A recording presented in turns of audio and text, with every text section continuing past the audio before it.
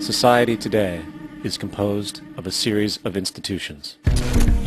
From political institutions, legal institutions, religious institutions, to institutions of social class, familial values, and occupational specialization. It is obvious the profound influence these traditionalized structures have in shaping our understandings and perspectives. Yet, of all the social institutions we are born into, directed by, and conditioned upon, there seems to be no system as taken for granted and misunderstood as the monetary system. Taking on nearly religious proportions, the established monetary institution exists as one of the most unquestioned forms of faith there is. How money is created, the policies by which it is governed, and how it truly affects society are unregistered interests of the great majority of the population.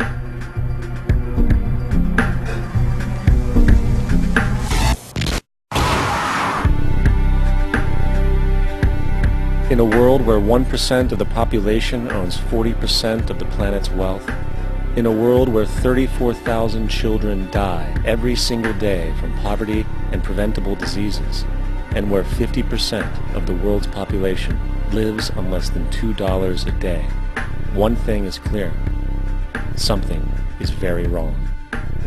And whether we are aware of it or not, the lifeblood of all of our established institutions, and thus society itself, is money. Therefore, understanding this institution of monetary policy is critical to understanding why our lives are the way they are. Unfortunately, economics is often viewed with confusion and boredom. Endless streams of financial jargon, coupled with intimidating mathematics, quickly deters people from attempts at understanding it. However, the fact is, the complexity associated with the financial system is a mere mask, designed to conceal one of the most socially paralyzing structures humanity has ever endured.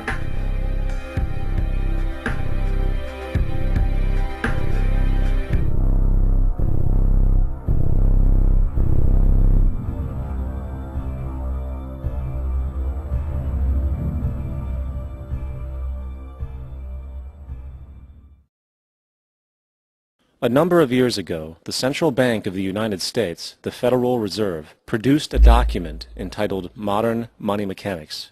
This publication detailed the institutionalized practice of money creation as utilized by the Federal Reserve and the web of global commercial banks it supports. On the opening page, the document states its objective.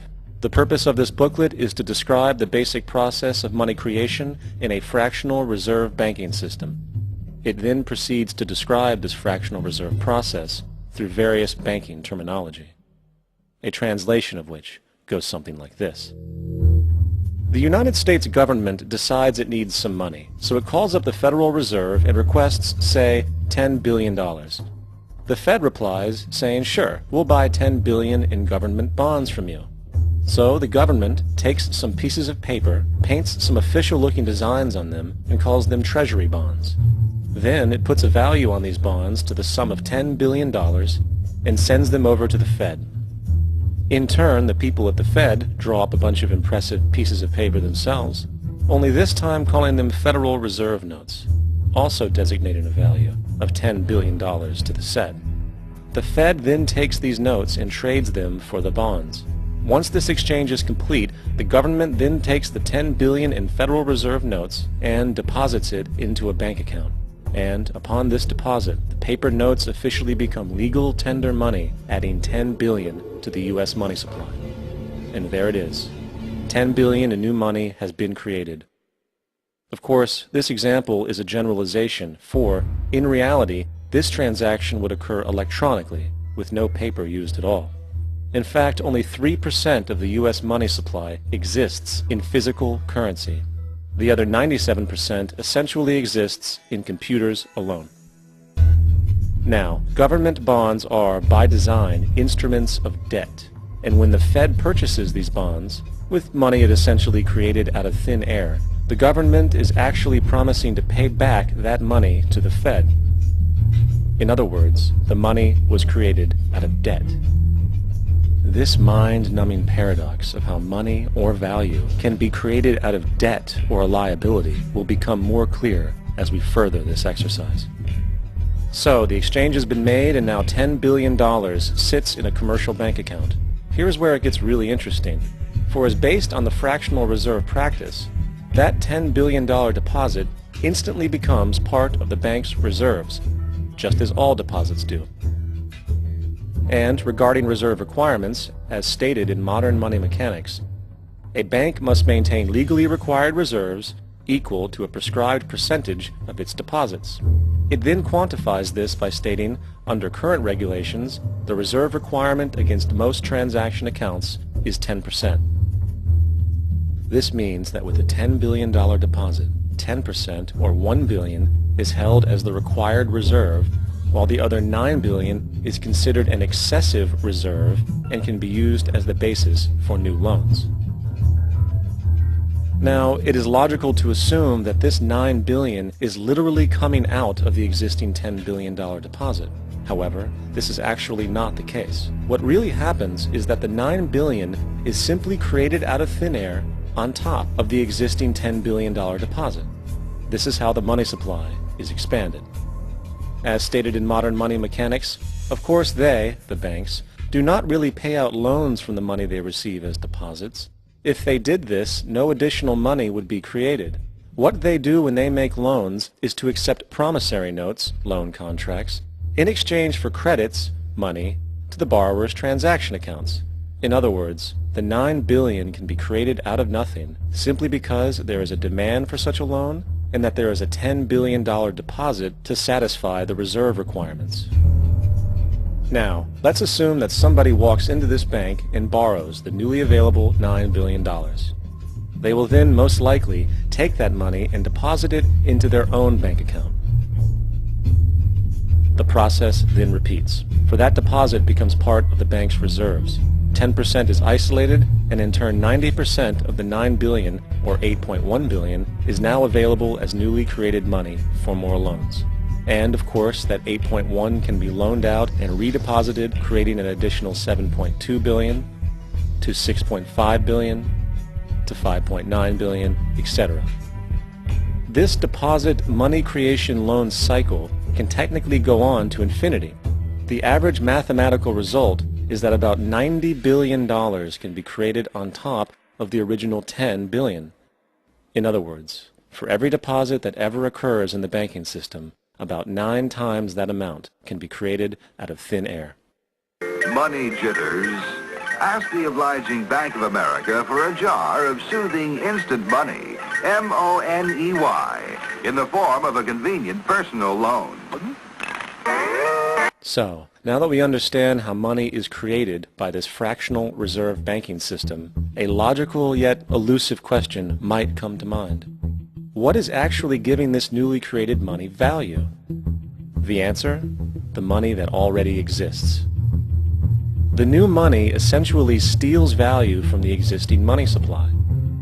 For the total pool of money is being increased irrespective to demand for goods and services. And as supply and demand finds equilibrium, prices rise, diminishing the purchasing power of each individual dollar. This is generally referred to as inflation, and inflation is essentially a hidden tax on the public. What is the advice that you generally get? And that is, inflate the currency. They don't say debase the currency. They don't say devalue the currency. They don't say cheat the people who are saved. They say lower the interest rates. The real deception is when we distort the value of money. When we create money out of thin air, we have no savings, and yet there's so-called capital. So my question boils down to this: how in the world can we expect to solve the problems of inflation, that is, the increase in the supply of money, with more inflation? Of course, it can't. The fractional reserve system of monetary expansion is inherently inflationary. for the act of expanding the money supply without there being a proportional expansion of goods and services in the economy will always debase a currency. In fact, a quick glance at the historical values of the US dollar versus the money supply reflects this point definitively, for the inverse relationship is obvious. $1 in 1913 required $21.60 in 2007 to match value. That is a 96% devaluation since the Federal Reserve came into existence. Now, if this reality of inherent and perpetual inflation seems absurd and economically self-defeating, hold that thought, for absurdity is an understatement in regard to how our financial system really operates. For in our financial system, money is debt, and debt is money. Here is a chart of the U.S. money supply from 1950 to 2006. Here is a chart of the U.S. national debt for the same period. How interesting it is that the trends are virtually the same. For the more money there is, the more debt there is. The more debt there is, the more money there is. To put it a different way, every single dollar in your wallet is owed to somebody by somebody. For remember, the only way the money can come into existence is from loans. Therefore, if everyone in the country were able to pay off all debts, including the government, there would not be $1 in circulation.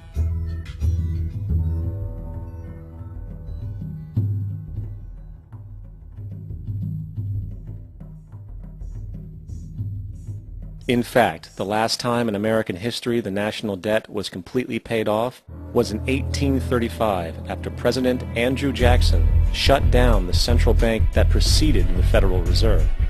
In fact, Jackson's entire political platform essentially revolved around his commitment to shut down the central bank, stating at one point, "The bold efforts the present bank has made to control the government are but premonitions of the fate that awaits the American people should they be deluded into a perpetuation of this institution or the establishment of another like it."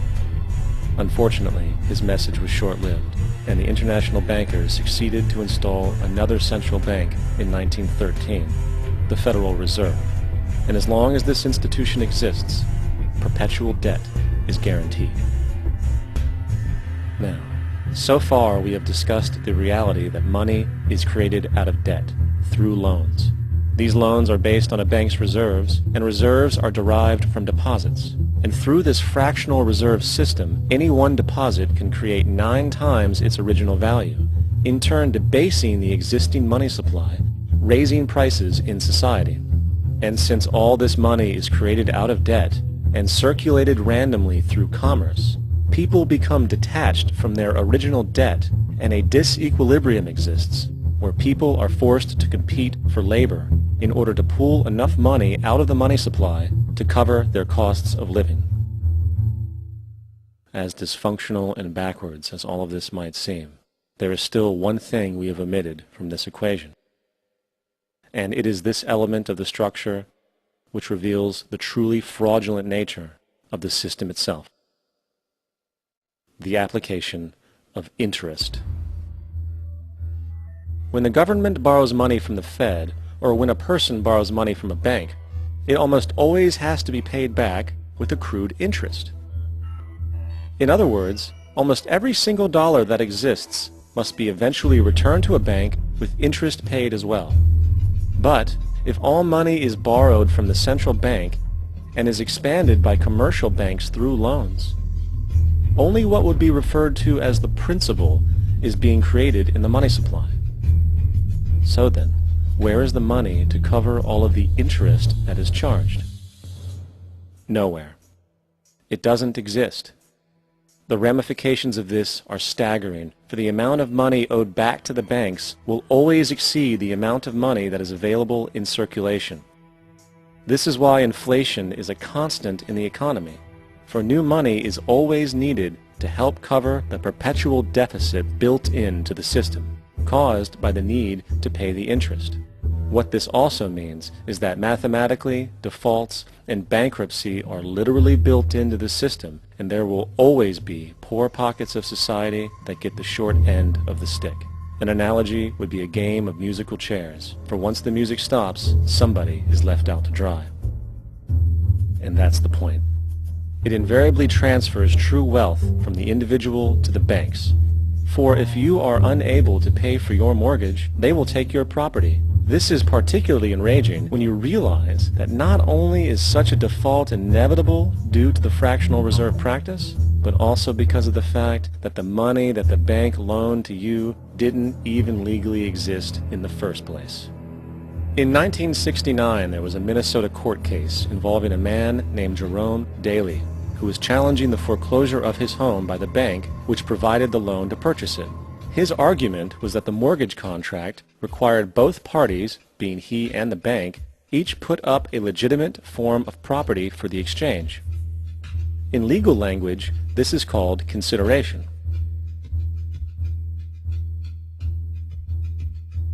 Mr. Daly explained that the money was, in fact, not the property of the bank, for it was created out of nothing as soon as the loan agreement was signed. Remember what modern money mechanics stated about loans? What they do when they make loans is to accept promissory notes in exchange for credits. Reserves are unchanged by the loan transactions, but deposit credits constitute new additions to the total deposits of the banking system. In other words, the money doesn't come out of their existing assets. The bank is simply inventing it, putting up nothing of its own, except for a theoretical liability on paper. As the court case progressed, the bank's president, Mr. Morgan, took the stand, and in the judge's personal memorandum, he recalled that the plaintiff, bank's president, admitted that, in combination with the Federal Reserve Bank, did create the money and credit upon its books by bookkeeping entry. The money and credit first came into existence when they created it. Mr. Morgan admitted that no United States law or statute existed which gave him the right to do this. A lawful consideration must exist and be tendered to support the note. The jury found that there was no lawful consideration, and I agree. He also poetically added, "Only God can create something of value out of nothing." And upon this revelation, the court rejected the bank's claim for foreclosure, and Daly kept his home. The implications of this court decision are immense. For every time you borrow money from a bank, whether it is a mortgage loan or a credit card charge, the money given to you is not only counterfeit, it is an illegitimate form of consideration, and hence voids the contract to repay, for the bank never had the money as property to begin with. Unfortunately, such legal realizations are suppressed and ignored, and the game of perpetual wealth transfer and perpetual debt continues. And this brings us to the ultimate question: why? During the American Civil War, President Lincoln bypassed the high-interest loans offered by the European banks and decided to do what the Founding Fathers advocated, which was to create an independent and inherently debt-free currency. It was called the greenback. Shortly after this measure was taken, an internal document circulated between private British and American banking interests stated, "Slavery is but the owning of labor, and carries with it the care of laborers, while the European plan is that capital shall control labor by controlling wages. This can be done by controlling the money. It will not do to allow the greenback, as we cannot control that." The fractional reserve policy perpetrated by the Federal Reserve, which has spread in practice to the great majority of banks in the world, is, in fact, a system of modern slavery. Think about it. Money is created out of debt. And what do people do when they are in debt? They submit to employment to pay it off. But if money can only be created out of loans, how can society ever be debt-free? It can't. And that's the point. And it is the fear of losing assets coupled with the struggle to keep up with the perpetual debt and inflation inherent in the system, compounded by the inescapable scarcity within the money supply itself, created by the interest that can never be repaid, that keeps the wage slave in line, running on the hamster wheel with millions of others, in effect powering an empire that truly benefits only the elite at the top of the pyramid. Therefore, at the end of the day, who are you really working for? The banks. Money is created in a bank and invariably ends up in a bank. They are the true masters, along with the corporations and governments they support. Physical slavery requires people to be housed and fed. Economic slavery requires people to feed and house themselves. It is one of the most ingenious scams for social manipulation ever created, and at its core, it is an invisible war against the population. Debt is the weapon used to conquer and enslave societies, and interest is its prime ammunition. And as the majority walks around oblivious to this reality, the banks, in collusion with governments and corporations, continue to perfect and expand their tactics of economic warfare, spawning new bases, such as the World Bank and International Monetary Fund, while also inventing a new type of soldier, the birth of the economic hitman.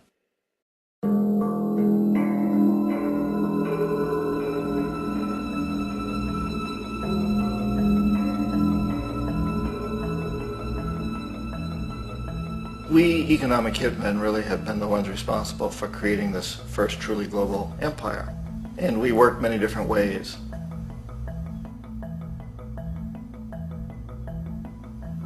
But perhaps the most common is that we will identify a country that has resources our corporations covet, like oil, and then arrange a huge loan to that country from the World Bank or one of its sister organizations.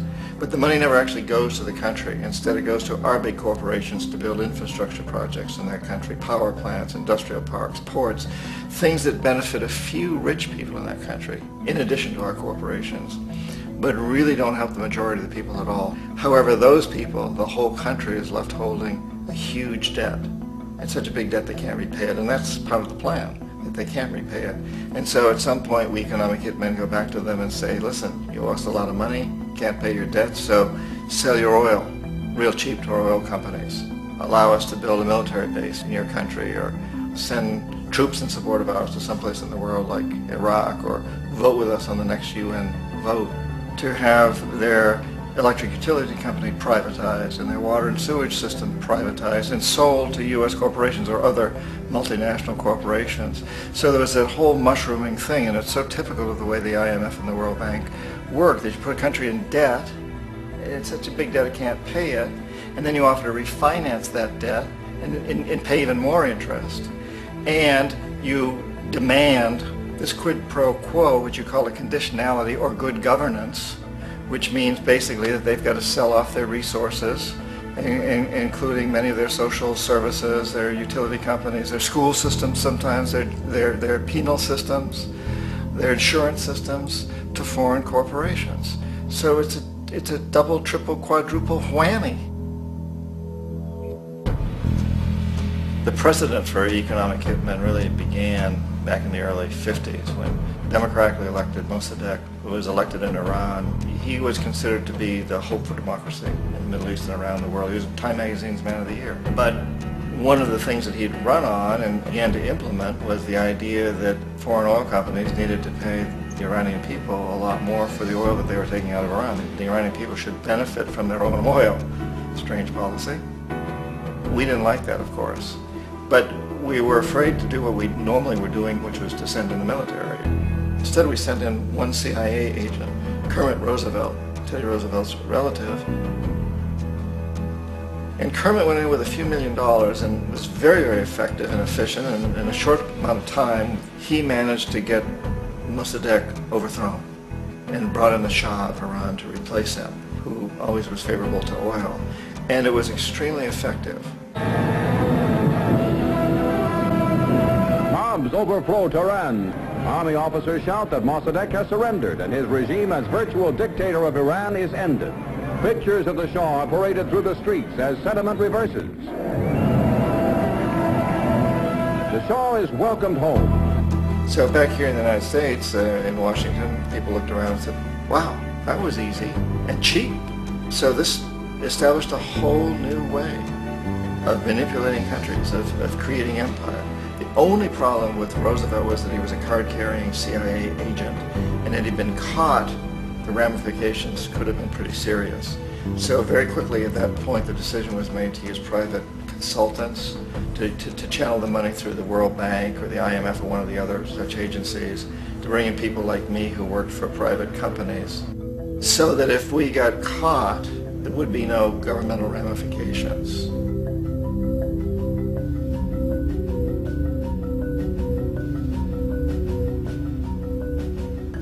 When Arbenz became president of Guatemala, the country was very much under the thumbs of United Fruit Company, the big international corporations. And Arbenz ran on this ticket that says, you know, we want to get the land back to the people. And once he took power, he was implementing policies that would do exactly that, give land rights back to the people. United Fruit didn't like that very much. And so they hired a public relations firm, launched a huge campaign in the United States to convince the United States people, the citizens of the United States, and the press of the United States, and the Congress of the United States, that Arbenz was a Soviet puppet, and that if we allowed him to stay in power, the Soviets would have a foothold in this hemisphere. And that at that point in time was a huge fear on everybody's mind, the Red Terror, the Communist terror.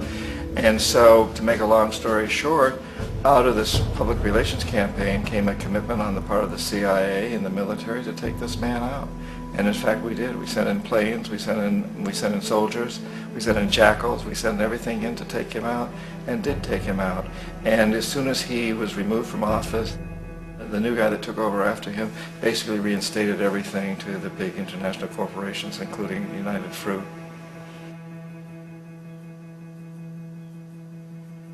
Ecuador for many, many years had been ruled by pro-U.S. dictators, often relatively brutal. Then it was decided that they were going to have a truly democratic election. Jaime Roldos ran for office. And his main goal, he said, as president would be to make sure that Ecuador's resources were used to help the people. And he won, overwhelming, by more votes than anybody had ever won anything in Ecuador. And he began to implement these policies to make sure that the profits from oil went to help the people. Well, we didn't like that in the United States. I was sent down as one of several economic hitmen to change Roldos, to corrupt him, to bring him around, to let him know, okay, you can get very rich, you and your family, if you play our game, but if you continue to try to keep these policies you've promised, you're going to go. He wouldn't listen. He was assassinated. As soon as the plane crashed, the whole area was cordoned off. The only people allowed in were U.S. military from a nearby base and some of the Ecuadorian military. When an investigation was launched, two of the key witnesses died in car accidents before they had a chance to testify. A lot of very, very strange things that went on around the assassination of Jaime Roldos. I, like most people who've really looked at this case, had absolutely no doubt that it was an assassination. And of course, in my position as an economic hitman, I was always expecting something to happen to Jaime, whether it be a coup or assassination, I wasn't sure, but that he would be taken down because he was not being corrupted. He would not allow himself to be corrupted the way we wanted to corrupt him. Omar Torrijos, president of Panama, was one of my favorite people. I really, really liked him. He was very charismatic. He was a guy who really wanted to help his country. And when I tried to bribe him or corrupt him, he said, look, John, he called me Juanito. He said, look, Juanito, I don't need the money. What I really need is for my country to be treated fairly. I need for the United States to repay the debts that you owe my people for all the destruction you've done here. I need to be in a position where I can help other Latin American countries win their independence and be free of this terrible presence from the north that you people are exploiting us so badly.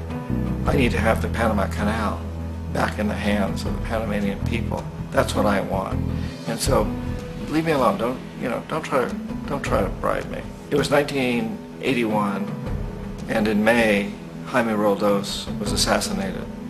And Omar was very aware of this. Torrijos got his family together and he said, I'm probably next, but it's okay because I've done what I came here to do. I've renegotiated the canal. The canal will now be in our hands. He just finished negotiating the treaty with Jimmy Carter. In in June of that same year, just a couple of months later, he also went down in an airplane crash, which there's no question was executed by CIA-sponsored jackals.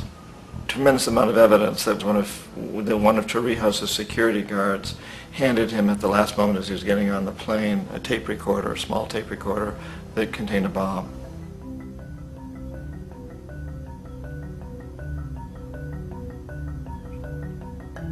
It is interesting to me how this system has continued pretty much the same way for years and years and years, except the economic hitmen have got better and better and better. Then we come up with, very recently, what happened in Venezuela. In 1998, Hugo Chavez gets elected president, following a long line of presidents who had been very corrupt and basically destroyed the economy of the country. And Chavez was elected amidst all that. Chavez stood up to the United States, and he's done it primarily demanding that Venezuelan oil be used to help the Venezuelan people. Well, we didn't like that in the United States. So in 2002, a coup was staged, which there's no question in my mind, and most other people's minds, that the CIA was behind that coup.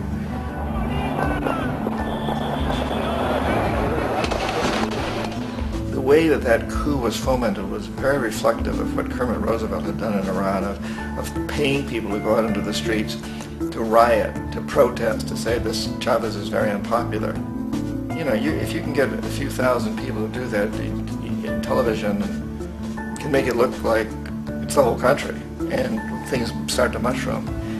Except in the case of Chavez, he was smart enough, and the people were so strongly behind him that they overcame it, which was a phenomenal moment in the history of Latin America.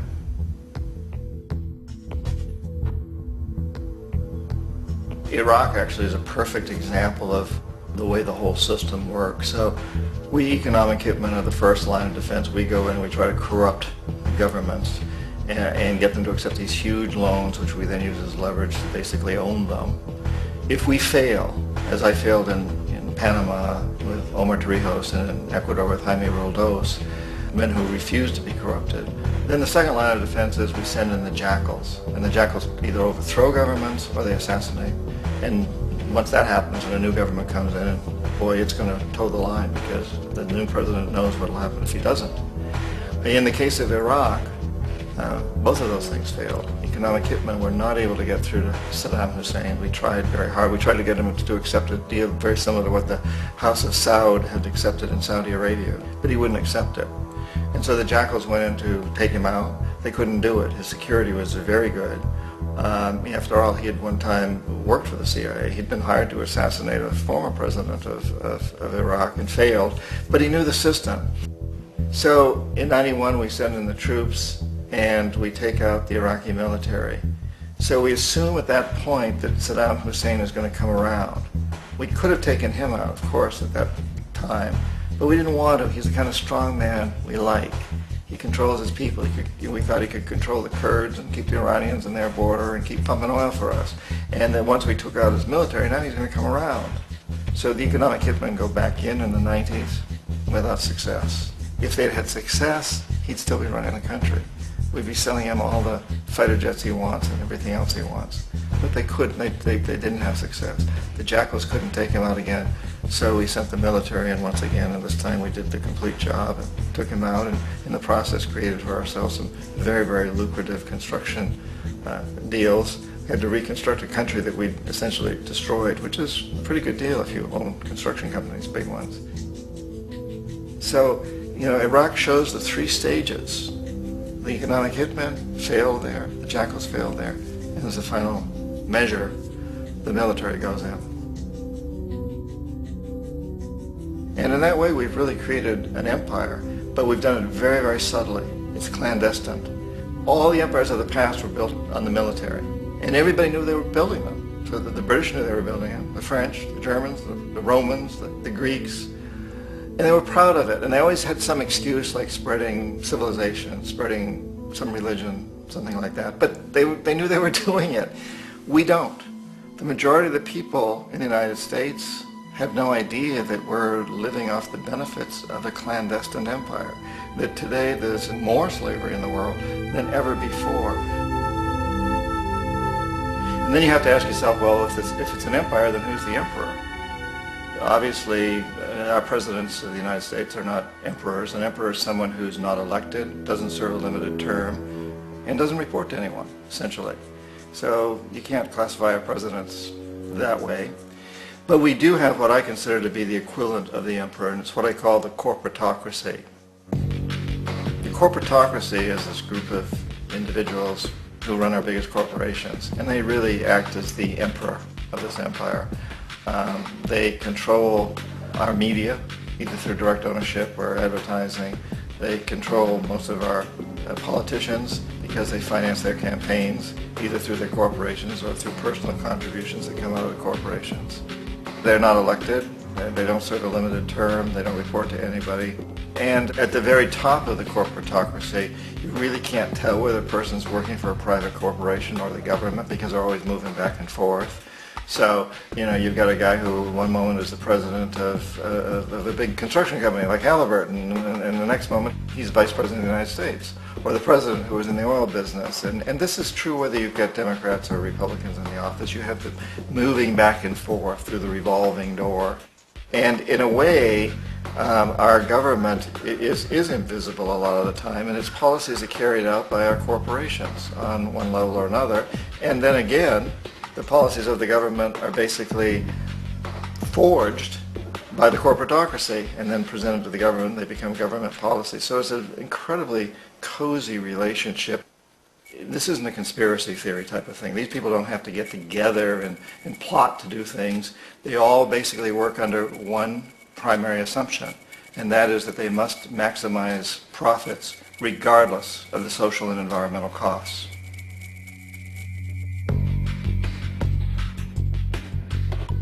This process of manipulation by the corporatocracy through the use of debt, bribery, and political overthrow is called globalization. Just as the Federal Reserve keeps the American public in a position of indentured servitude through perpetual debt, inflation, and interest, the World Bank and IMF serve this role on a global scale. The basic scam is simple. Put a country in debt either by its own indiscretion or through corrupting the leader of that country, then impose conditionalities or structural adjustment policies, often consisting of the following. Currency devaluation. When the value of a currency drops, so does everything valued in it. This makes indigenous resources available to predator countries at a fraction of their worth. Large funding cuts for social programs. These usually include education and healthcare, compromising the well-being and integrity of the society, leaving the public vulnerable to exploitation. Privatization of state-owned enterprises. This means that socially important systems can be purchased and regulated by foreign corporations for profit. For example, in 1999, the World Bank insisted that the Bolivian government sell the public water system of its third largest city to a subsidy of the U.S. corporation Bickford. As soon as this occurred, water bills for the already impoverished local residents skyrocketed. It wasn't until after a full-blown revolt by the people that the Bickford contract was nullified. Then there's trade liberalization, or the opening up of the economy through removing any restrictions on foreign trade. This allows for a number of abusive economic manifestations, such as transnational corporations bringing in their own mass-produced products, undercutting the indigenous production and ruining local economies. An example is Jamaica, which, after accepting loans and conditionalities from the World Bank, lost its largest cash crop markets due to competition with Western imports. Today, countless farmers are out of work, for they are unable to compete with the large corporations. Another variation is the creation of numerous seemingly unnoticed, unregulated, inhumane sweatshop factories, which take advantage of the imposed economic hardship. Additionally, due to production deregulation, environmental destruction is perpetual, as a country's resources are often exploited by the indifferent corporations while outputting large amounts of deliberate pollution. The largest environmental lawsuit in the history of the world today is being brought on behalf of 30,000 Ecuadorian Amazonian people against Texaco, which is now owned by Chevron, so today it's against Chevron, but for activities conducted by Texaco. Estimated to be more than 18 times what the Exxon Valdez dumped into the coast of Alaska. In the case of Ecuador, it wasn't an accident. The oil companies did it intentionally. They knew they were doing it to save money out there rather than arranging for proper disposal. Furthermore, a cursory glance at the performance record of the World Bank reveals that the institution, which publicly claims to help poor countries develop and alleviate poverty, has done nothing but increase poverty and the wealth gap, while corporate profits soar. In 1960, the income gap between the fifth of the world's people in the richest countries versus the fifth in the poorest countries was 30 to 1. By 1998, it was 74 to 1. While global GNP rose 40% between 1970 and 1985, those in poverty actually increased by 17%. While from 1985 to 2000, those living on less than $1 a day increased by 18%. Even the Joint Economic Committee of the U.S. Congress admitted that there is a mere 40% success rate of all World Bank projects.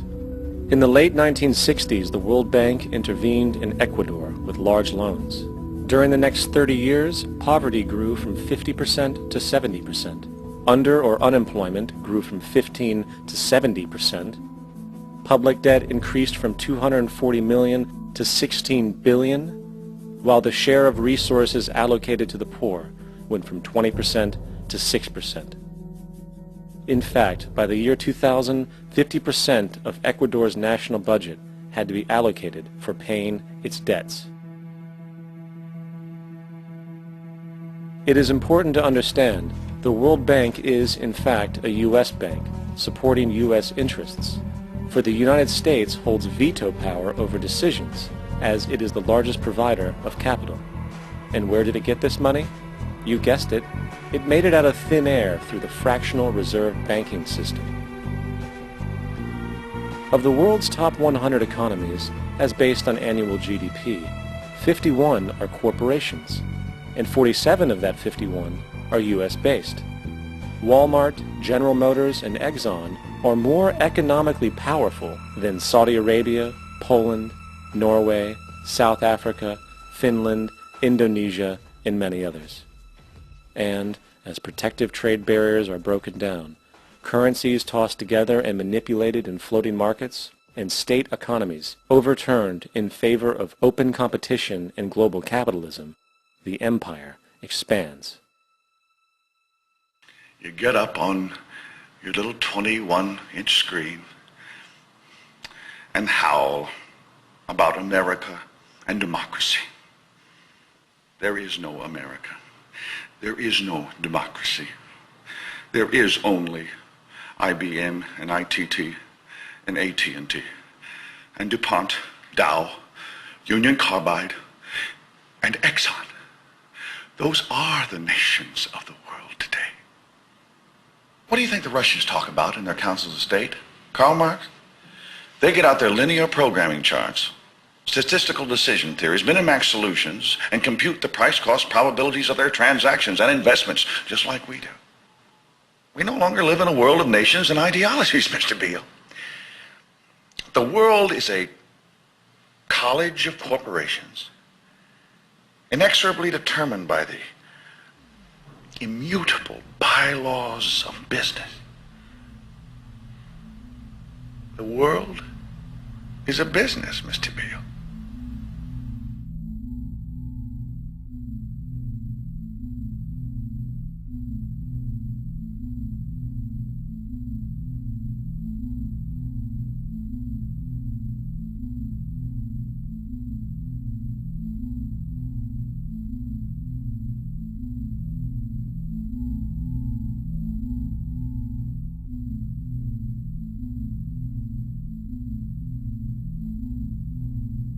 The world is being taken over by a handful of business powers who dominate the natural resources we need to live while controlling the money we need to obtain these resources.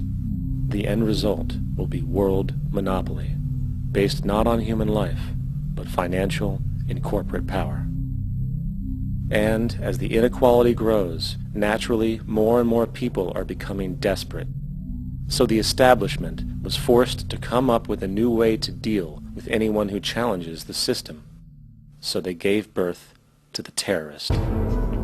The term terrorist is an empty distinction, designed for any person or group who chooses to challenge the establishment. This isn't to be confused with the fictional Al-Qaeda, which was actually the name of a computer database for the US-supported Mujahideen in the 1980s.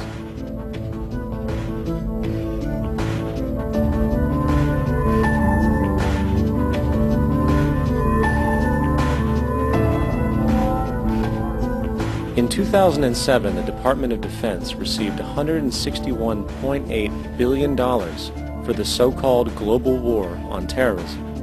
According to the National Counterterrorism Center, in 2004, roughly 2,000 people were killed internationally due to supposed terrorist acts. Of that number, 70 were American. Using this number as a general average, which is extremely generous, it is interesting to note that twice as many people die from peanut allergies a year than from terrorist acts.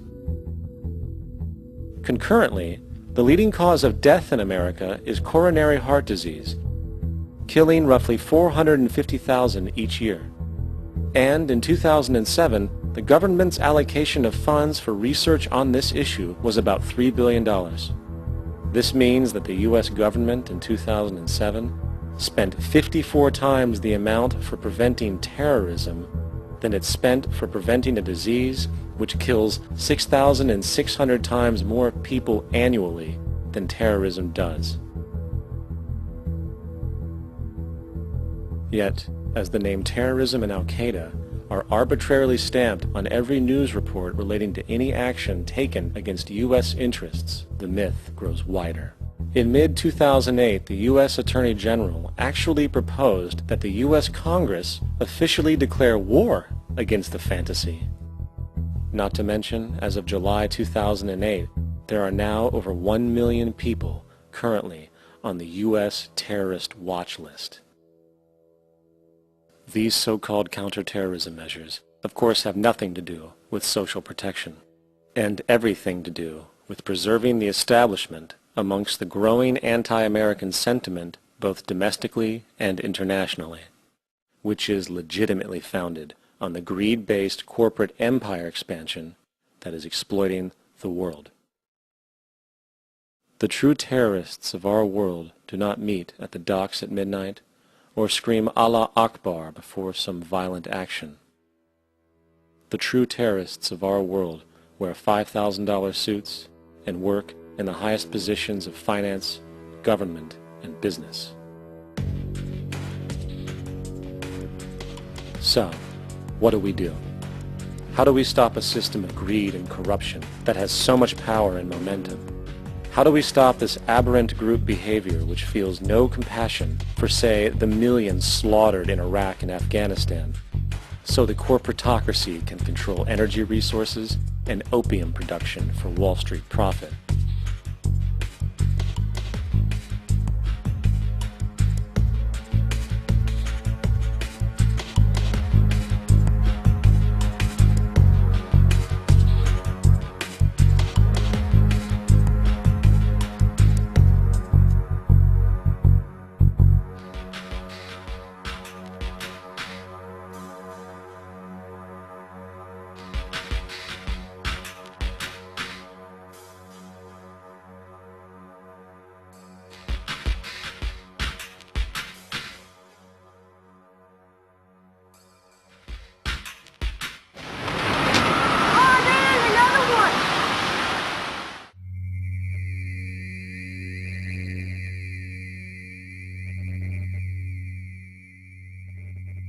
How do we stop a system of greed and corruption that condemns poor populations to sweatshop slavery for the benefit of Madison Avenue?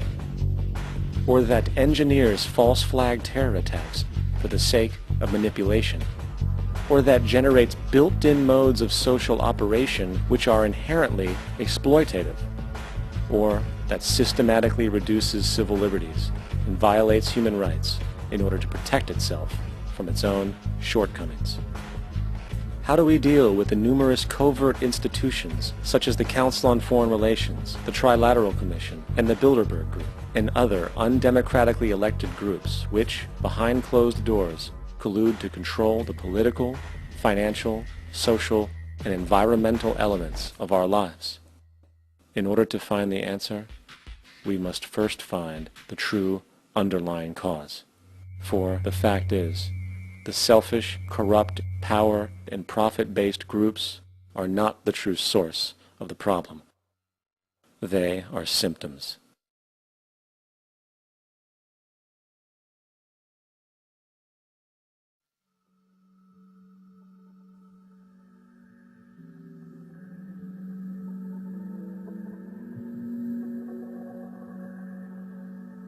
My name is Jock Fresco.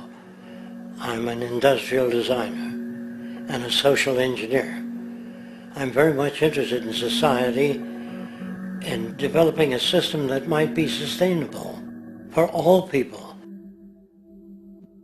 First of all, the word corruption is a monetary invention. That aberrant behavior that's disruptive to the well-being of people, while you're dealing with human behavior. And human behavior appears to be environmentally determined, meaning if you were raised by the Seminole Indians as a baby, never saw anything else, you'd hold that value system. And this goes for nations, it goes for individuals, for families. They try to indoctrinate their children to their particular faith and their country and make them feel like they're part of that. And they build a society which they call established. They establish a workable point of view and tend to perpetuate that, whereas all societies are really emergent, not established. And so they fight new ideas that would interfere with the establishment. Governments try to perpetuate that which keeps them in power. People are not elected to political office to change things. They're put there to keep things the way they are. So you see, the basis of corruption is in our society. Let me make it clear. All nations then are basically corrupt because they tend to uphold existing institutions. I don't mean to uphold or downgrade all nations, but communism, socialism, fascism, the free enterprise system, and all other subcultures are the same. They are all basically corrupt. The most fundamental characteristic of our social institutions is the necessity for self-preservation. Whether dealing with a corporation, a religion, or a government, the foremost interest is to preserve the institution itself. For instance, the last thing an oil company would ever want is the utilization of energy that was outside of its control, for it makes that company less relevant to society. Likewise, the Cold War and the collapse of the Soviet Union was, in reality, a way to preserve and perpetuate the established economic and global hegemony of the United States. Similarly, religions condition people to feel guilty for natural inclinations, each claiming to offer the only path to forgiveness and salvation. At the heart of this institutional self-preservation lies the monetary system, for it is money that provides the means for power and survival. Therefore, just as a poor person might be forced to steal in order to survive, it is a natural inclination to do whatever is needed to continue an institution's profitability. This makes it inherently difficult for profit-based institutions to change, for it puts in jeopardy not only the survival of large groups of people, but also the coveted materialistic lifestyles associated with affluence and power. Therefore, the paralyzing necessity to preserve an institution, regardless of its social relevance, is largely rooted in the need for money or profit.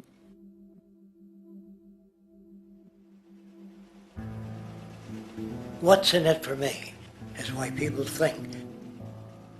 And so if a man makes money selling a certain product, naturally he's going to fight the existence of another product that may threaten his institution. Therefore, people cannot be fair, and people do not trust each other. A guy will come over to you and say, I got just the house you're looking for. He's a salesman.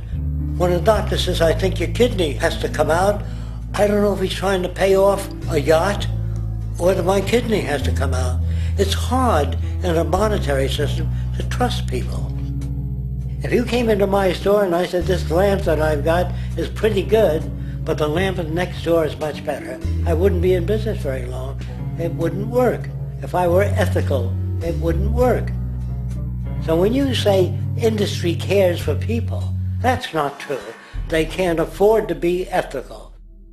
So your system is not designed to serve the well-being of people. If you still don't understand that, there would be no outsourcing of jobs if they cared about people. Industry does not care. They only hire people because it hasn't been automated yet. So don't talk about decency and ethics. We cannot afford it and remain in business. It is important to point out that regardless of the social system, whether fascist, socialist, capitalist, or communist, the underlying mechanism is still money, labor, and competition. Communist China is no less capitalistic than the United States. The only difference is the degree by which the state intervenes in enterprise. The reality is that monetaryism, so to speak, is the true mechanism that guides the interests of all the countries on the planet. The most aggressive and hence dominant variation of this monetaryism is the free enterprise system. The fundamental perspective as put forth by early free market economists like Adam Smith is that self-interest in competition leads to social prosperity, as the act of competition creates incentive which motivates people to persevere. However, what isn't talked about is how a competition-based economy invariably leads to strategic corruption, power and wealth consolidation, social stratification, technological paralysis, labor abuse, and, ultimately, a covert form of government dictatorship by the rich elite. The word corruption is often defined as moral perversion.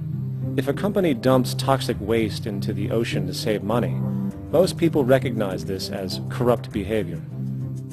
On a more subtle level, when Walmart moves into a small town and forces small businesses to shut down for they are unable to compete, a gray area emerges. For what exactly is Walmart doing wrong? Why should they care about mom-and-pop organizations they destroy?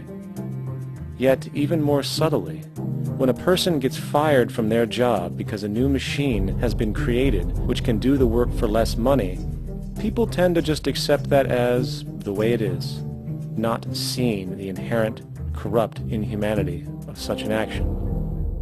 Because the fact is, whether it is dumping toxic waste, having a monopoly enterprise, or downsizing the workforce, the motive is the same: profit.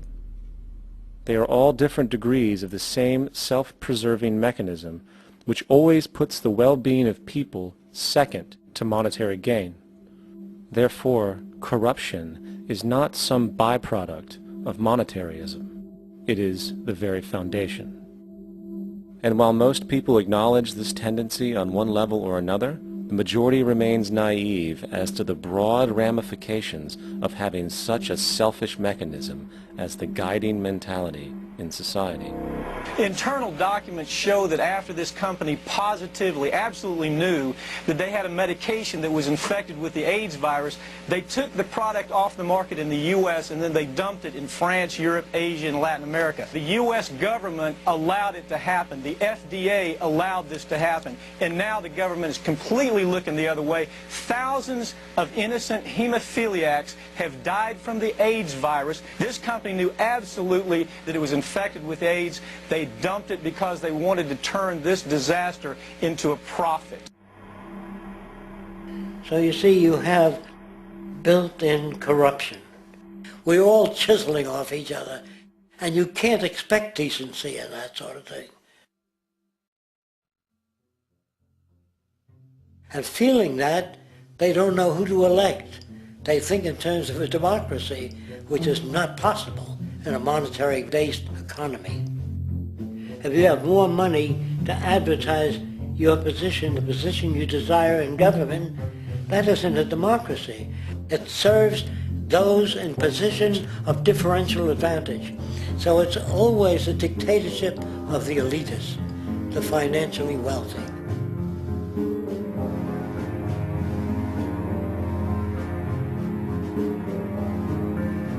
It is an interesting observation to note how seemingly unknown personalities magically appear on the scene as presidential candidates. Then, before you know it, somehow you are left to choose from a small group of extremely wealthy people who suspiciously have the same broad social view. Obviously, it's a joke. The people placed on the ballot are done so because they have been pre-decided to be acceptable by the established financial powers who actually run the show. Yet, many who understand this illusion of democracy often think, if only we could just get our honest, ethical politicians in power, then we would be okay. Well, while this idea, of course, seems reasonable in our established-oriented worldview, it is, unfortunately, another fallacy. For when it really comes down to what is actually important, the institution of politics, and thus politicians themselves, have absolutely no true relevance as to what makes our world and society function. It's not politicians that can solve problems. They have no technical capabilities. They don't know how to solve problems. Even if they were sincere, they don't know how to solve problems. It's the technicians that produce the desalination plants. It's the technicians that give you electricity, that give you motor vehicles, that heat your house and cool it in the summertime. It's technology that solves problems, not politics. Politics cannot solve problems because they're not trained to do so. Very few people today stop and consider what it is that actually improves their lives. Is it money? Obviously not. One cannot eat money or stuff money into their car to get it to run. Is it politics? All politicians can do is create laws, establish budgets, and declare war. Is it religion? Of course not. Religion creates nothing except intangible emotional solace for those who require it. The true gift that we as human beings have, which has been solely responsible for everything that has improved our lives, is technology. What is technology? Technology is a pencil which allows one to solidify ideas on paper for communication. Technology is an automobile which allows one to travel faster than feet would allow. Technology is a pair of eyeglasses which enables sight for those who need it. Applied technology itself is merely an extension of human attributes which reduces human effort, freeing humans from a particular chore or problem. Imagine what your life would be like today without a telephone, or an oven, or a computer, or an airplane. Everything in your home which you take for granted, from a doorbell, to a table, to a dishwasher, is technology generated from the creative, scientific ingenuity of human technicians, not money, politics, or religion. These are false institutions. And writing your congressman is fantastic. They tell you to write your congressman if you want something done. The men in Washington should be at the forefront of technology, the forefront of human studies, the forefront of crime, all the factors that shape human behavior. You don't have to write your congressman. What kind of people are they that are appointed to do that job? The future will have great difficulty. And the question that's raised by politicians is, how much will a project cost? The question is not, how much will it cost? Do we have the resources? And we have the resources today to house everyone, build hospitals all over the world, build schools all over the world, the finest equipment and labs for teaching and doing medical research. So you see, we have all that, but we're in a monetary system. And in a monetary system, there's profit. And what is the fundamental mechanism that drives the profit system besides self-interest? What is it exactly that maintains that competitive edge at its core? Is it high efficiency and sustainability? No, that isn't part of their design. Nothing produced in our profit-based society is even remotely sustainable or efficient. If it was, there wouldn't be a multi-million-dollar-a-year service industry for automobiles, nor would the average lifespan for most electronics be less than 3 months before they're obsolete. Is it abundance? Absolutely not. Abundance, as based on the laws of supply and demand, is actually a negative thing. If a diamond company finds 10 times the usual amount of diamonds during their mining, it means the supply of diamonds has increased, which means the cost and profit per diamond drops. The fact is, efficiency, sustainability, and abundance are enemies of profit. To put it into a word, it is the mechanism of scarcity that increases profits. What is scarcity? Based on keeping products valuable. Slowing up production on oil raises the price. Maintaining scarcity of diamonds keeps the price high. They burn diamonds at the Kimberley diamond mines. They're made of carbon. That keeps the price up. So then, what does it mean for society when scarcity, either produced naturally or through manipulation, is a beneficial condition for industry?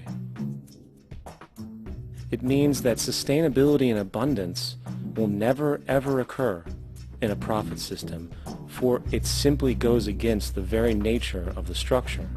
Therefore, it is impossible to have a world without war or poverty. It is impossible to continually advance technology to its most efficient and productive states. And, most dramatically, it is impossible to expect human beings to behave in truly ethical or decent ways.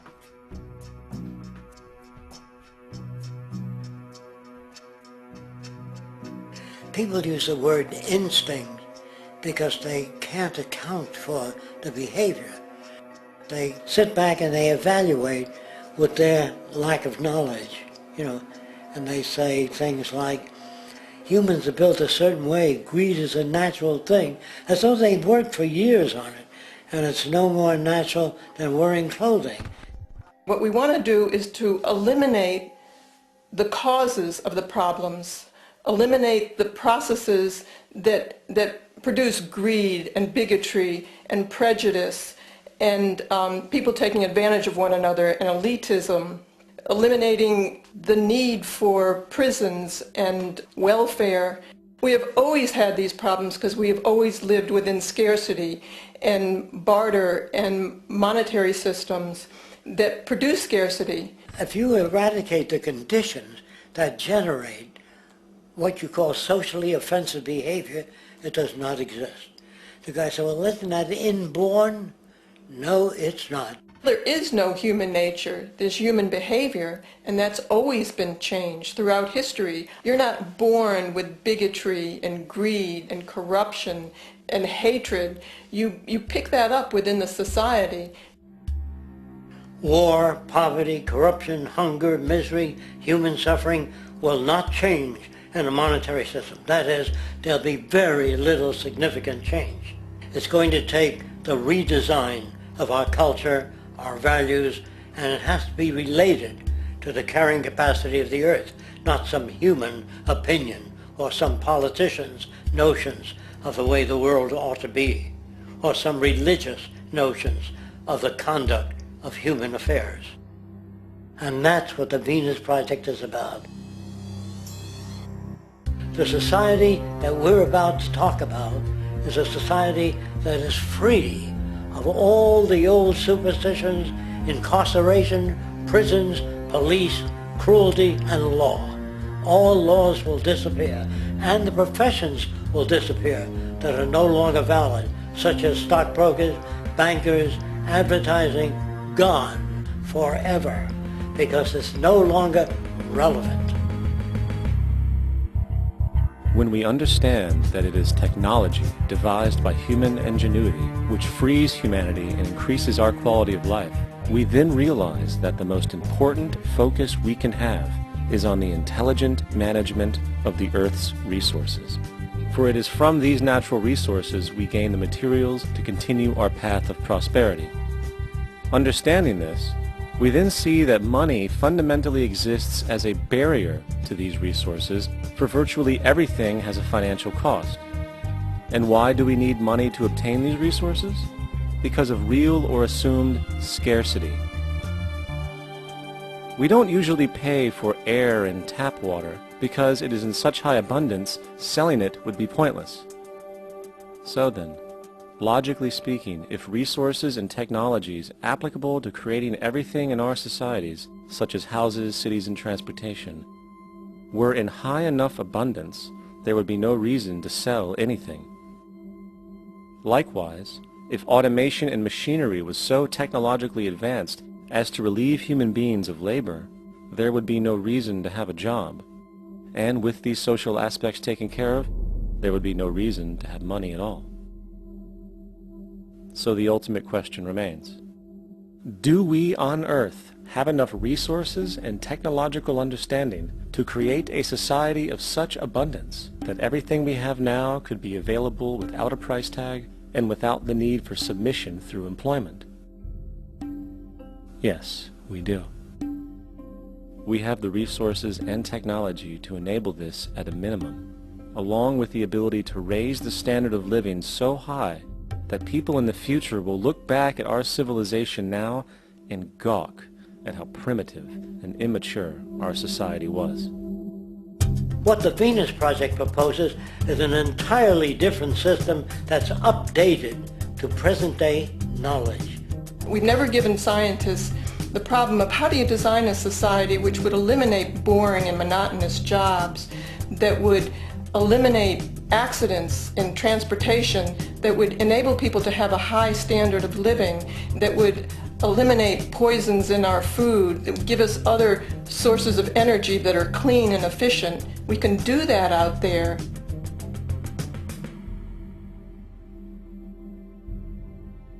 The major difference between a resource-based economy and a monetary system is that a resource-based economy is really concerned with people and their well-being, where a monetary system has become so distorted that the concerns of the people are really secondary, if they're there at all. The products that are turned out are for how much money you can get. If there is a problem in society and you can't earn money from solving that problem, then it won't be done. The resource-based economy is really not close to anything that's been tried. And with all our technology today, we can create abundance. It could be used to improve everyone's lifestyle. Abundance all over the world if we use our technology wisely and maintain the environment. It's a very different system, and it's very hard to talk about because the public is not that well enough informed as to the state of technology.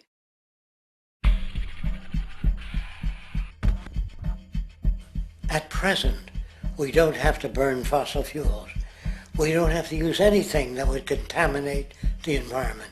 There are many sources of energy available. Alternative energy solutions pushed by the establishment, such as hydrogen, biomass, and even nuclear, are highly insufficient, dangerous, and exist only to perpetuate the profit structure that industry has created. When we look beyond the propaganda and self-serving solutions put forth by the energy companies, we find a seemingly endless stream of clean, abundant, and renewable energy for generating power.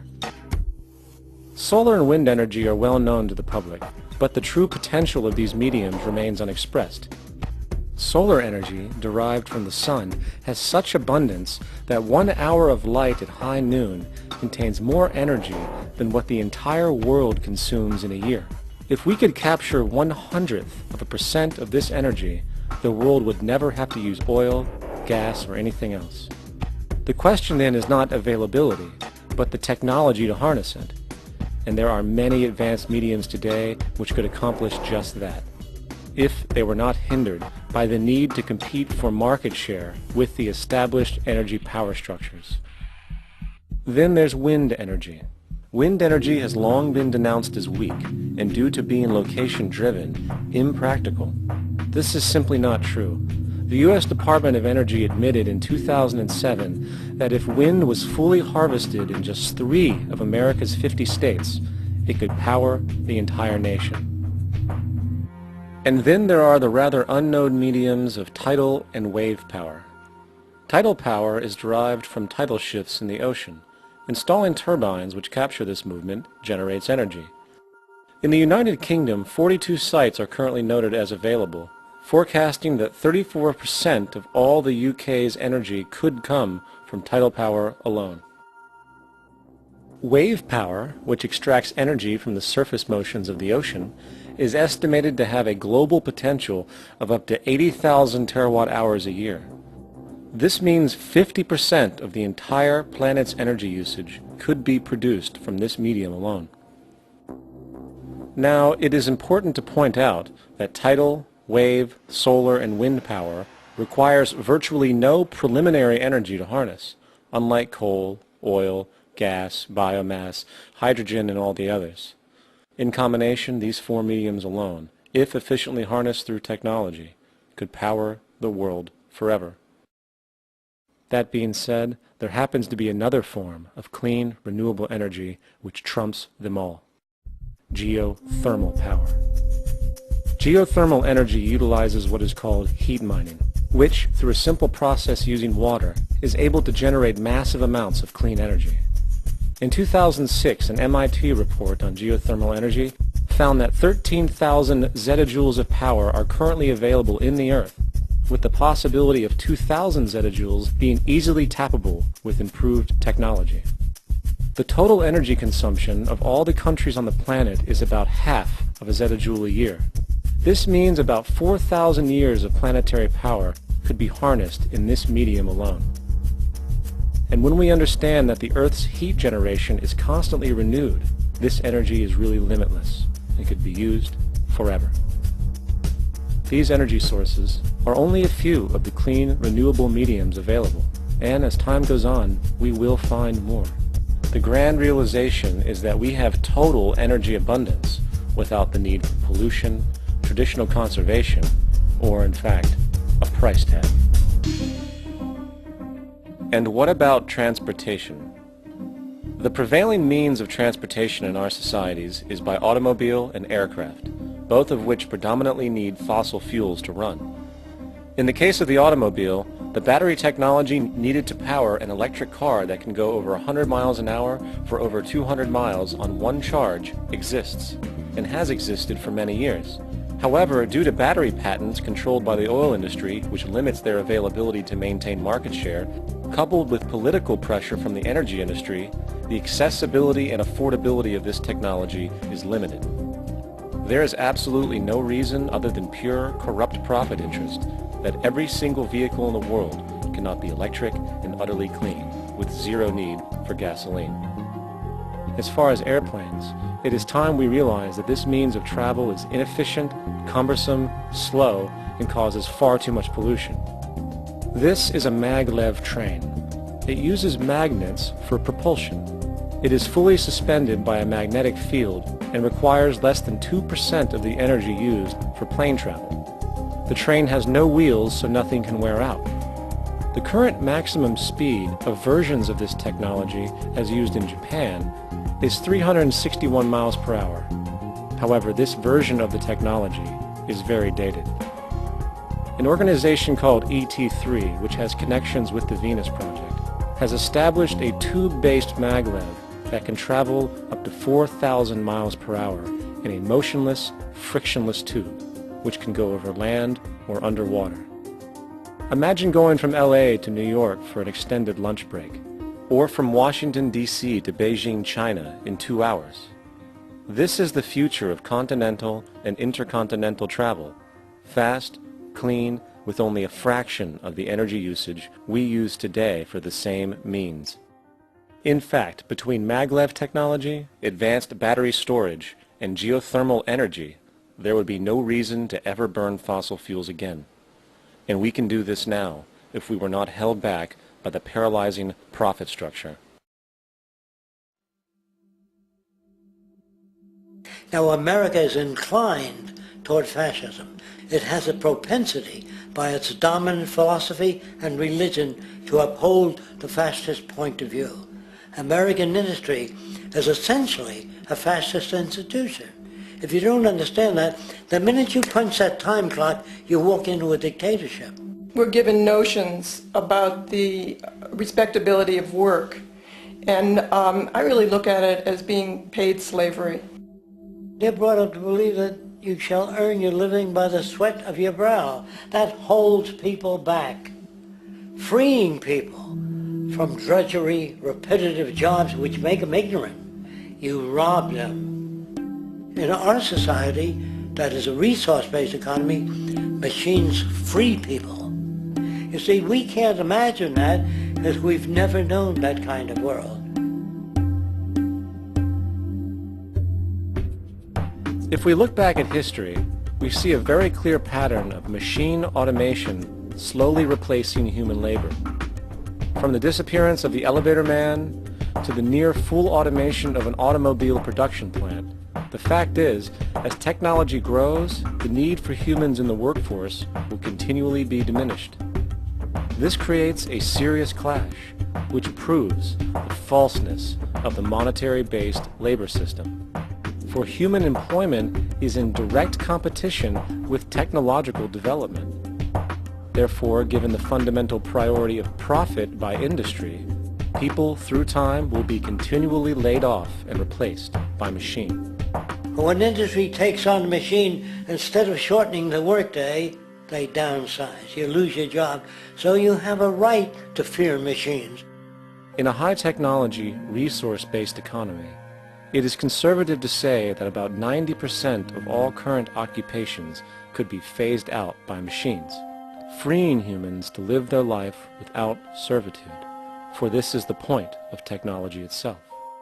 And through time, with nanotechnology and other highly advanced forms of science, it is not far-fetched to see how even complex medical procedures could be performed by machines as well, and based on the pattern, with much higher success rates than humans get today.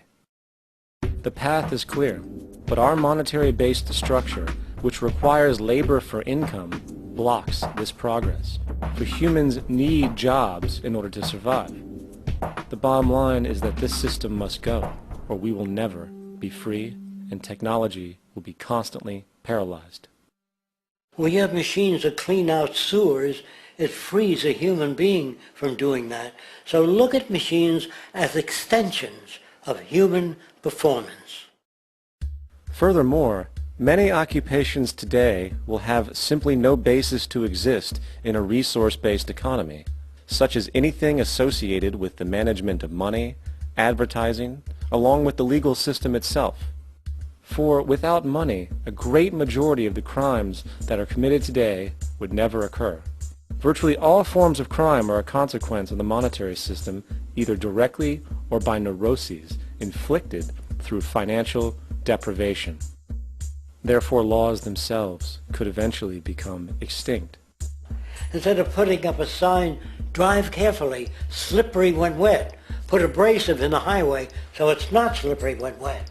And if a person gets in a car they're drunk and the car oscillates a great deal, there's a little pendulum that swings up and back, and that'll pull the car over to the side. Not a law solution. Put sonar and radar in automobiles so they can't hit one another. Man-made laws are attempts to deal with occurring problems, and not knowing how to solve them, they make a law. In the United States, the most privatized, capitalist country on the planet, it should come as no surprise that it also has the largest prison population in the world, growing every year. Statistically, most of these people are uneducated and come from poor, deprived societies.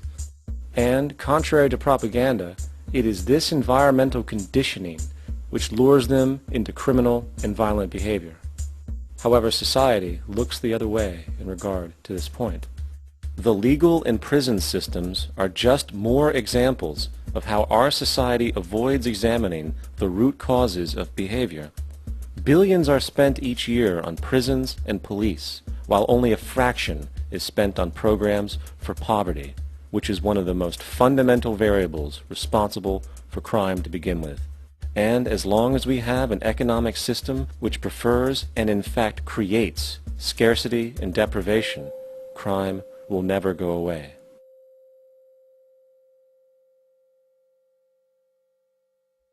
If people have access to the necessities of life without servitude, debt, barter, trade, they behave very differently. You want all these things available without a price tag. Now then, you gotta have a price tag. Well, what'll motivate people? Man gets everything he wants, he just lay around in the sun. This is the myth they perpetuate. People in our culture are trained to believe that the monetary system produces incentive.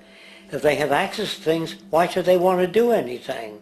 They will lose their incentive. That's what you're taught to support the monetary system. When you take money out of the scenario, there would be different incentives, very different incentives.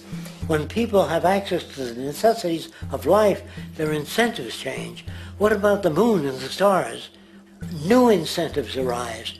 If you make a painting that you will enjoy giving it to other people, not selling it.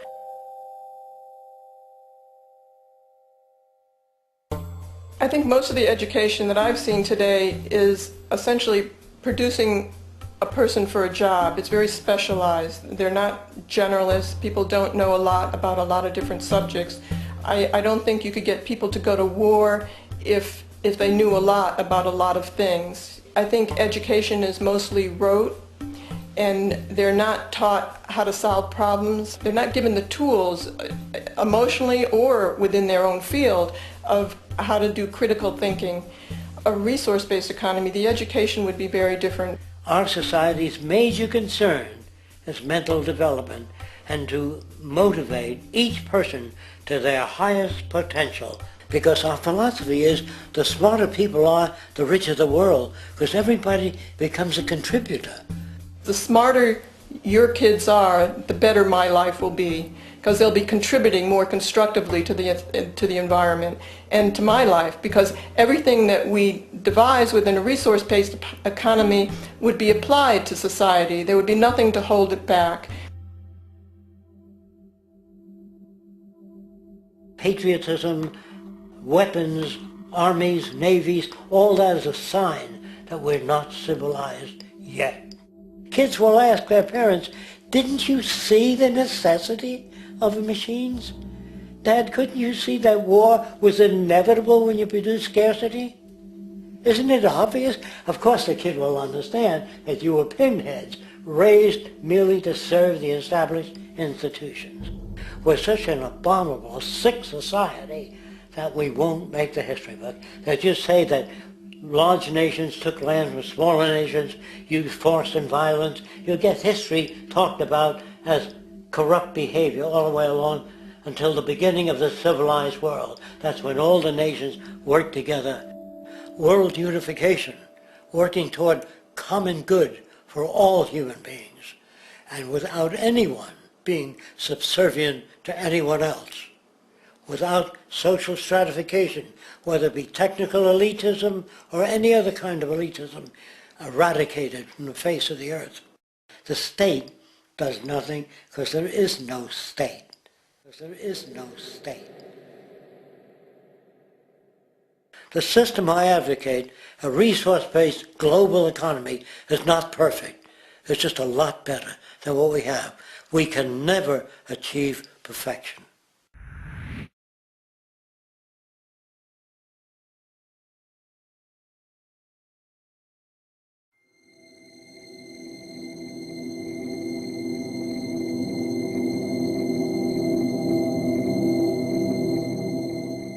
The social values of our society, which has manifested in perpetual warfare, corruption, oppressive laws, social stratification, irrelevant superstitions, environmental destruction, and a despotic, socially indifferent, profit-oriented ruling class, is fundamentally the result of a collective ignorance of two of the most basic insights humans can have about reality: the emergent and symbiotic aspects of natural law.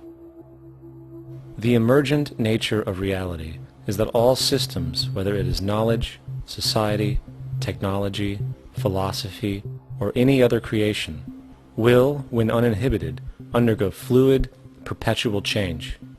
What we consider commonplace today, such as modern communication and transportation, would have been unimaginable in ancient times. Likewise, the future will contain technologies, realizations, and social structures that we cannot even fathom in the present.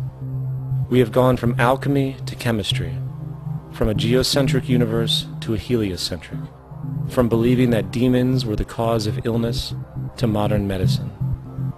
This development shows no sign of ending, and it is this awareness that aligns us and leads us on a continuous path to growth and progress.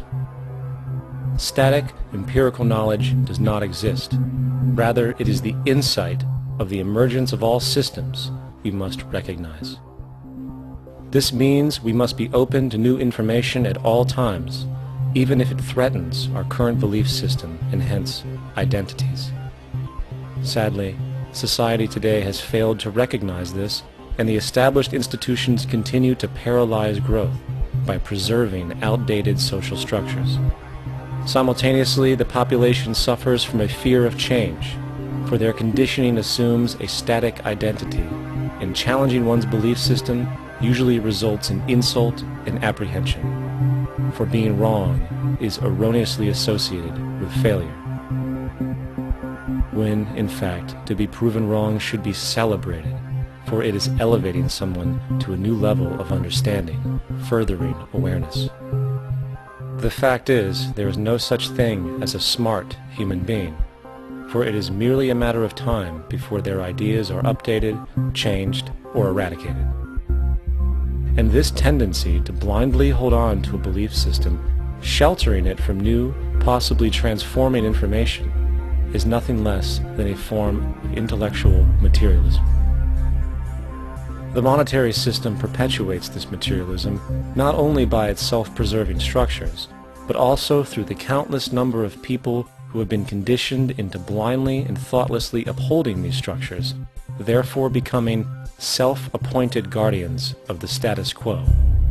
Sheep, which no longer need a sheepdog to control them, for they control each other by ostracizing those who step out of the norm.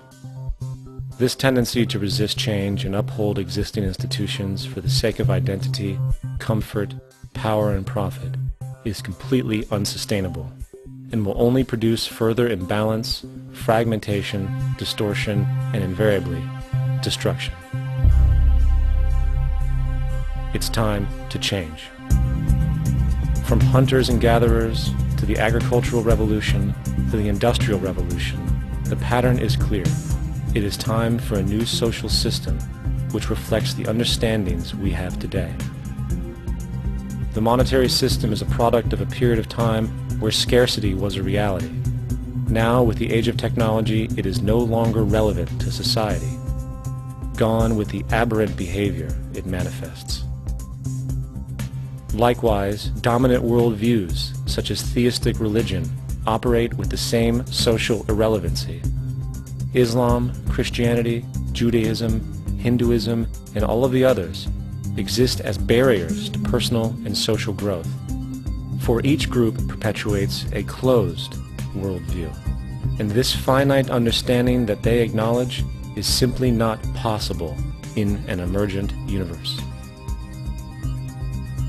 Yet, religion has succeeded in shutting down the awareness of this emergence by instilling the psychological distortion of faith upon its followers, where logic and new information is rejected in favor of traditionalized, outdated beliefs. The concept of God is really a method of accounting for the nature of things. In the early days, people didn't know enough about how things formed, how nature worked, so they invented their own little stories. And they made God in their own image. A guy that gets angry. When people don't behave right, he creates floods and earthquakes. They say it's an act of God. A cursory glance at the suppressed history of religion reveals that even the foundational myths themselves are emergent culminations, developed through influence over time. For example, a cardinal doctrine of the Christian faith is the death and resurrection of Christ. This notion is so important that the Bible itself states, And if Christ be not risen, then is our preaching vain, and your faith is also vain. Yet it is very difficult to take this account literally, for not only is there no primary source denoting this supernatural event in secular history, awareness of the enormous number of pre-Christian saviors who also died and were resurrected immediately puts the story in mythological territory by association. Early church figures such as Tertullian went to great lengths to break these associations, even claiming that the devil caused the similarities to occur, stating in the 2nd century, "The devil, whose business is to pervert the truth, mimics the exact circumstance of the divine sacraments. He baptizes his believers and promises forgiveness of sins. He celebrates the oblation of bread and brings in the symbol of the resurrection. Let us therefore acknowledge the craftiness of the devil, who copied certain things of those that be divine." What is truly sad, however, is that when we cease the idea that the stories from Christianity, Judaism, Islam, and all the others are literal history, and accept them for what they really are, which are purely allegorical expressions derived from many faiths, we see that all religions share a common thread, and it is this unifying imperative that needs to be recognized and appreciated. Religious belief has caused more fragmentation and conflict than any other ideology. Christianity alone has 34,000 different subgroups. The Bible is subject to interpretation. When you read it, you say, I think Jesus meant this. I think Job meant that. Oh no, he meant this. So you have the Lutheran, the Seventh-day Adventist, the Catholic, and a church divided is no church at all. And a church divided is no church at all. And this point on division, which is a trademark of all theistic religions, brings us to our second failure of awareness, the false assumption of separation through the rejection of the symbiotic relationship of life. Apart from the understanding that all natural systems are emergent, where all notions of reality will be constantly developed, altered, and even eradicated, we must also understand that all systems are, in fact, invented fragments, merely for the sake of conversation. For there is no such thing as independence in nature. The whole of nature is a unified system of interdependent variables, each a cause and a reaction, existing only as a concentrated whole. You don't see the plug connected to the environment, so it looks like we're free, wandering around. Take the oxygen away, we all die immediately. Take plant life away, we die. And without the sun, all the plants die. So we are connected. We really must take into account the totality. This isn't just a human experience on this planet. This is a total experience. And we know we can't survive without plants and animals. We know we can't survive without the 4 elements, you know. And so when are we going to really start taking that into account? That's what it is to be successful. Success depends on how well we relate to everything around us. I'm very aware of the fact that my grandson cannot possibly hope to inherit a sustainable, peaceful, stable, socially just world unless every child today growing up in Ethiopia, in Indonesia, in Bolivia, in Palestine, in Israel also has that same expectation. You got to take care of the whole community or you're going to have serious problems. And now we have to see that the whole world is the community. And we must all take care of each other that way. And it's not just a community of human beings. It's a community of plants and animals and elements. And we really need to understand that. That's what's going to bring us joy, too, and pleasure. That's what's missing in our lives right now. We can call it spirituality, but the fact of the matter is joy comes from that bliss of connectedness. That's our God spirit. That's that side of ourselves that really feels it. And you can feel it deep inside you. It's this amazing, wonderful feeling. And you know it when you get it. You don't get it from money. You get it from connection. Now, if that isn't a hazard to this country, how are we going to keep building nuclear weapons? You know what I mean? What's going to happen to the arms industry when we realize we're all one? It's It's gonna fuck up the economy. The economy that's fake anyway. The economy that's fake anyway. The economy that's fake anyway. The economy that's fake anyway. The economy that's fake anyway. Which would be a real bummer. You can see why the government's cracking down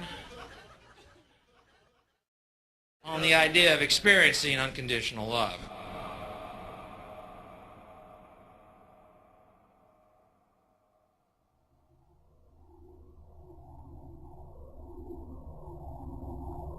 Once we understand that the integrity of our personal existences are completely dependent on the integrity of everything else in our world, we have truly understood the meaning of unconditional love. For love is extensionality, and seeing everything as you and you as everything can have no conditionalities. For, in fact, we are all everything at once. If it's true that we're all from the center of a star, every atom in each of us from the center of a star, then we're all the same thing. Even a Coke machine or a cigarette butt in the street in Buffalo is made out of atoms that came from a star. They've all been recycled thousands of times, as have you and I. And therefore, it's only me out there. So what is there to be afraid of? What is there that needs solace-seeking? Nothing. There's nothing to be afraid of because it's all us. The trouble is we have been separated by being born and given a name and an identity and being individuated. We've been separated from the oneness, and that's what religion exploits, that people have this yearning to be part of the overall one again. So they exploit that. They call it God. They say he has rules. And I think it's cruel. I think you can do it absent religion.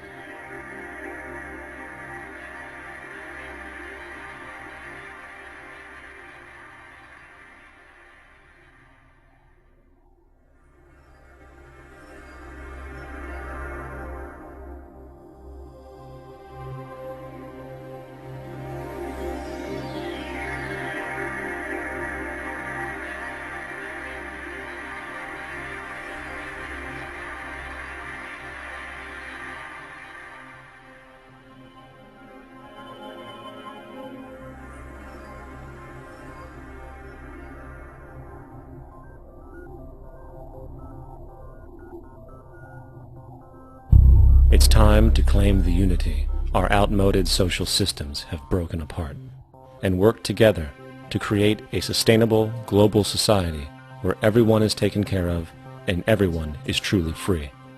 Your personal beliefs, whatever they may be, are meaningless when it comes to the necessities of life. Every human being is born naked, needing warmth, food, water, shelter. Everything else is auxiliary. Therefore, the most important issue at hand is the intelligent management of the Earth's resources. This can never be accomplished in a monetary system, for the pursuit of profit is the pursuit of self-interest, and therefore imbalance is inherent. Simultaneously, politicians are useless, for our true problems in life are technical, not political. Furthermore, ideologies that separate humanity, such as religion, need strong reflection in the community in regard to its value, purpose, and social relevancy. Hopefully, through time, religion will lose its materialism and basis in superstition and move into the useful field of philosophy. The fact is, society today is backwards, with politicians constantly talking about protection and security rather than creation, unity, and progress. The U.S. alone now spends about $500 billion annually on defense. That is enough to send every high school senior in America to a four-year college. In the 1940s, the Manhattan Project produced the first true weapon of mass destruction. This program employed 130,000 people at an extreme financial cost. Imagine what our life would be like today if that group of scientists, instead of working on a way of killing people, worked on a way to create a self-sustaining, abundant world. Life today would be very, very different if that was their goal. Instead of weapons of mass destruction, it is time to unleash something much more powerful. Weapons of mass creation. Our true divinity is in our ability to create, and armed with the understanding of the symbiotic connections of life, while being guided by the emergent nature of reality, there is nothing we cannot do or accomplish. Of course, we face strong barriers in the form of established power structures that refuse to change. At the heart of these structures is the monetary system. As explained earlier, the fractional reserve policy is a form of slavery through debt, where it is literally impossible for society to be free. In turn, free market capitalism in the form of free trade uses debt to imprison the world and manipulate countries into subservience to a handful of large business and political powers. Apart from these obvious amoralities, the system itself is based on competition, which immediately destroys the possibility of large-scale collaborations for the common good, hence paralyzing any attempt at true global sustainability. These financial and corporate structures are now obsolete, and they must be outgrown. Of course, we cannot be naive enough to think that the business and financial elite are going to subscribe to this idea, for they will lose power and control. Therefore, peaceful yet highly strategic action must be taken. The most powerful course of action is simple. We have to alter our behavior to force the power structure to the will of the people. We must stop supporting the system. The only way the establishment will change is by our refusal to participate, while continuously acknowledging its endless flaws and corruptions. They're not going to give up the monetary system because of our designs or what we recommend. The system has to fail, and people have to lose confidence in their elected leaders. That will be a major turning point if the Venus Project is offered as a possible alternative. If not, I fear the consequences. The trends now indicate that our country is going bankrupt. The probability is our country will move toward a military dictatorship to prevent riots and complete social breakdown. Once the U.S. breaks down, all the other cultures will undergo similar things. As of now, the world financial system is on the brink of collapse due to its own shortcomings.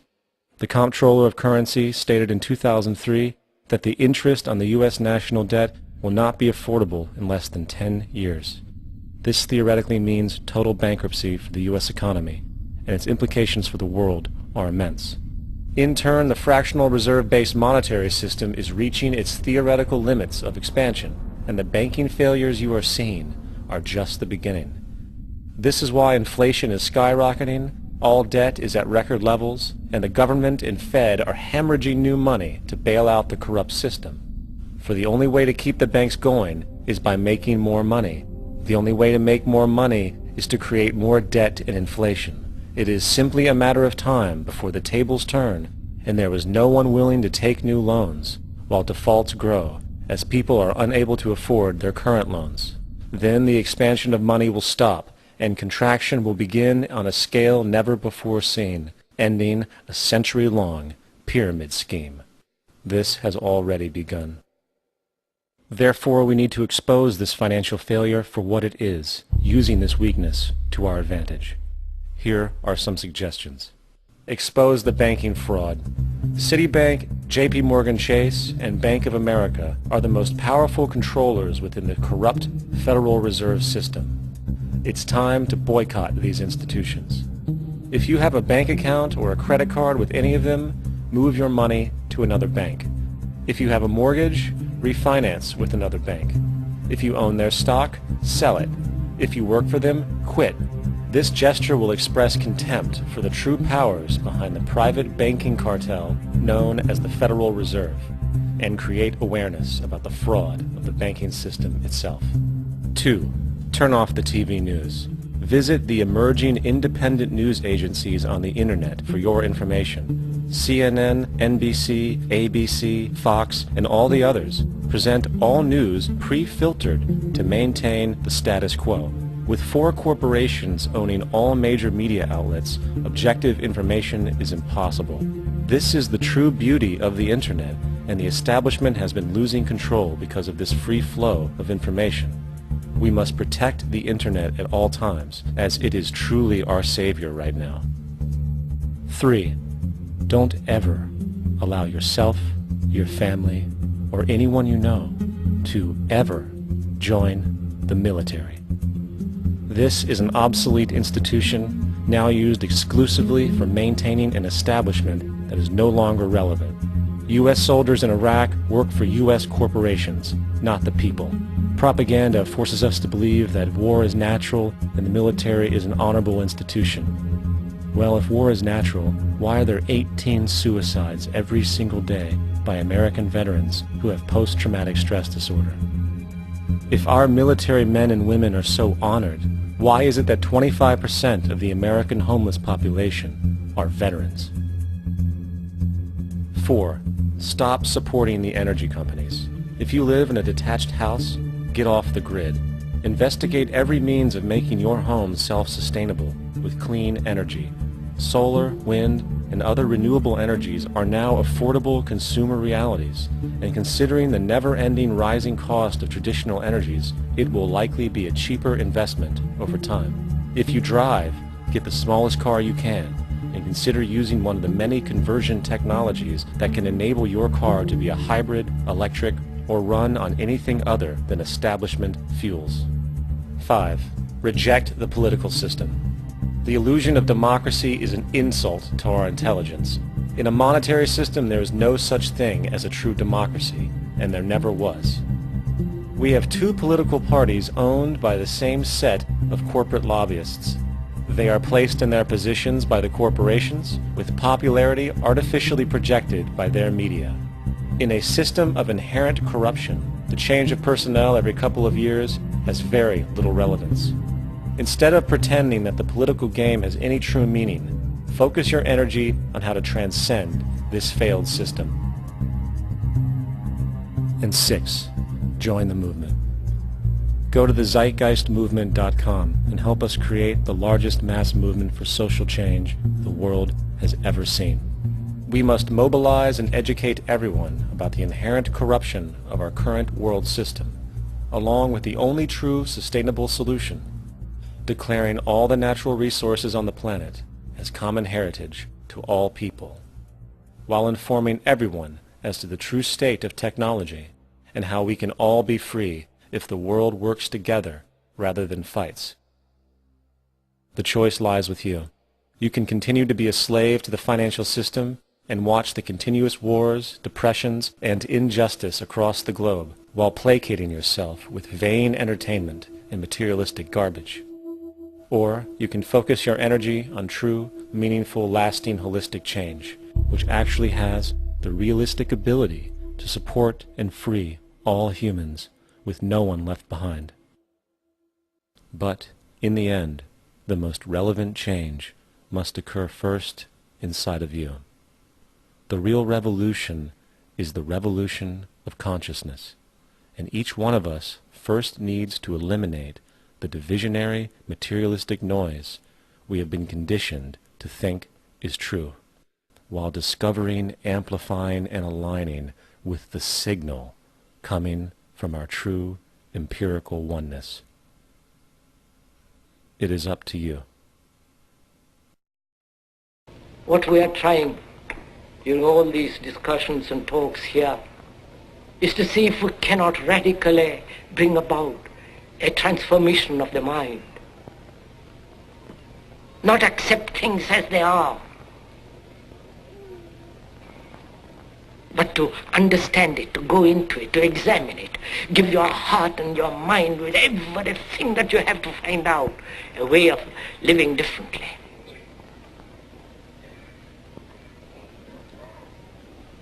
But that depends on you and not somebody else. Because in this there is no teacher, no pupil, there is no leader, there is no guru, there is no master, no savior. You yourself are the teacher and the pupil, you are the master, you are the guru, you are the leader. You are everything. And to understand is to transform what is.